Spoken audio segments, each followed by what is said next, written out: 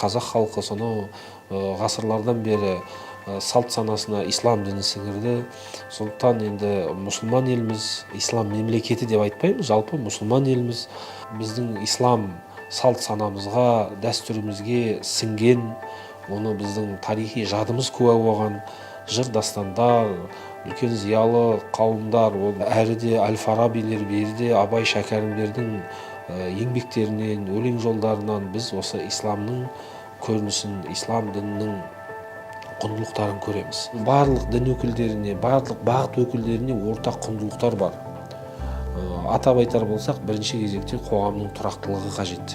Қандай мәзһәб болмасын, қандай діни топ болмасын, қандай дін болмасын, олар өздерінің діни рәсімдерін өтеу үшін, діни көзқарастарын насихаттау үшін, дінін ұстану үшін олардың барлығына тұрақты, бейбіт қоғам қажет.